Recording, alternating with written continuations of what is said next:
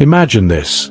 A small-town mom of 5, chasing fame on YouTube, living a seemingly normal life with her husband, a hard-working tattoo artist. But behind the vlogs and family moments, a sinister plot was brewing, one that would end in a brutal murder and a web of lies that shocked a community. This is the story of Samantha Wohlford, a YouTuber who orchestrated the killing of her husband, Ernie Ibarra, in a crime so chilling it landed her a life sentence. How did a woman with dreams of stardom become a convicted murderer?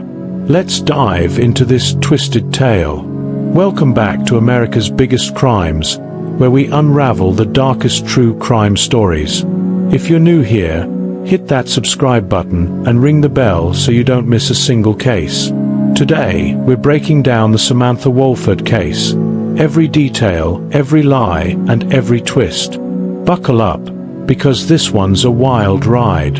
To understand this tragedy, let's start with the couple at its center, Samantha Wohlford and Ernie Ibarra. In 2015, they lived in Mount Pleasant, a small town in Titus County, Texas, about 2 hours east of Dallas. It's the kind of place where everyone knows each other, and life moves at a slower pace. Samantha, 31, was a stay-at-home mom to their 5 children, but she had bigger dreams. She wanted to be an actress, a star, and in the early 2010s, YouTube was her stage. Samantha's channel wasn't massive, but she poured her heart into it, posting about motherhood, family life, and her aspirations. Her videos showed a relatable, if chaotic, life. Kids running around, her talking to the camera about daily struggles. But off-camera, things weren't so picture-perfect. Her husband, Ernie Ibarra, 34, was a tattoo artist and a jack-of-all-trades, working multiple jobs to support the family. Friends described him as dedicated, always hustling to provide for Samantha and their kids. But their marriage was fracturing. Ernie wasn't thrilled about Samantha's YouTube obsession. He thought it took time away from the family, and tensions grew. Meanwhile, Samantha resented Ernie's long hours and his own escape, gaming. These cracks in their relationship would soon turn deadly. February 20th, 2015, started like any other day in Mount Pleasant, but it would end in tragedy. That night, Samantha called 911, her voice frantic. She claimed 3 masked intruders had broken into their home, tied her up, beaten Ernie, and kidnapped him. She said she managed to free herself and call for help. Police rushed to the scene, finding Samantha shaken but unharmed. Ernie, however, was gone. The story sounded terrifying, but something felt off.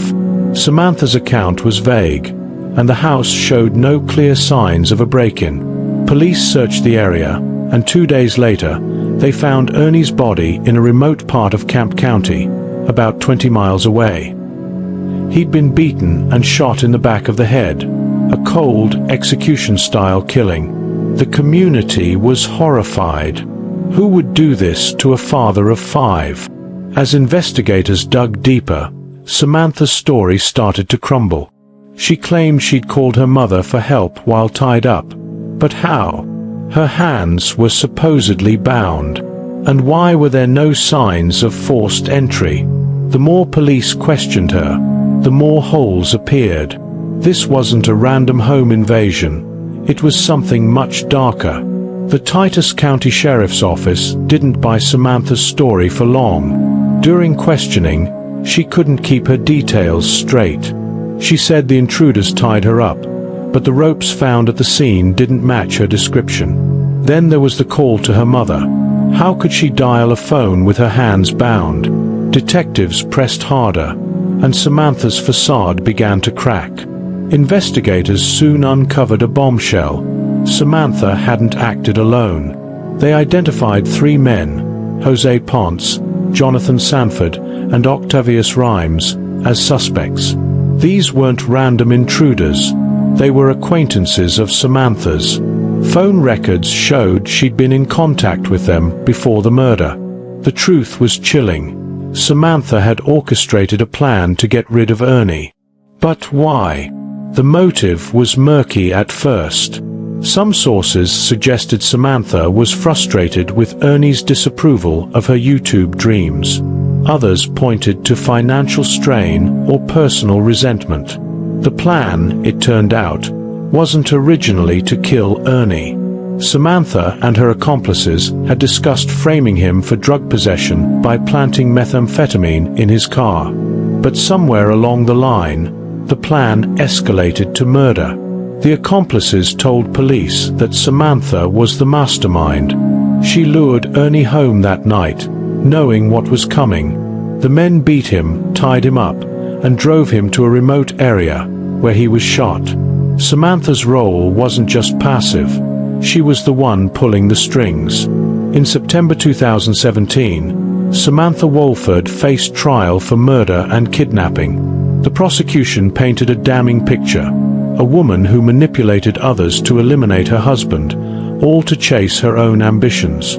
The evidence was overwhelming. Phone records, accomplice testimonies, and Samantha's own inconsistent statements. The defense argued she was coerced or unaware of the full plan, but the jury didn't buy it. After a swift deliberation, Samantha was found guilty on both charges. The sentence was brutal: 99 years for murder and 50 years for kidnapping, to be served consecutively. Effectively, a life sentence without parole. She was sent to the Carroll Young Complex in Dickinson, Texas, where she remains today. Her accomplices also faced justice.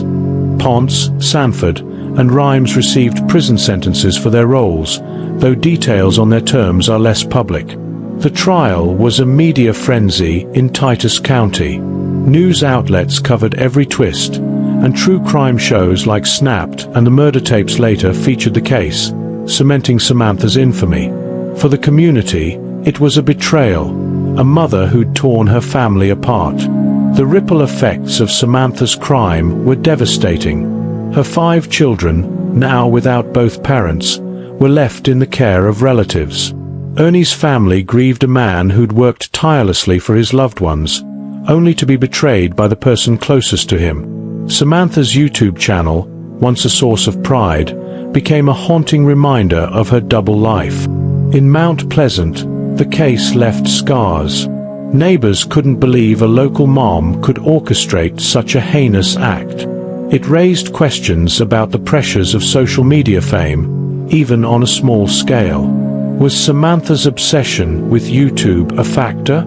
Did she see Ernie as an obstacle to her dreams? We may never know the full truth, but the consequences are undeniable.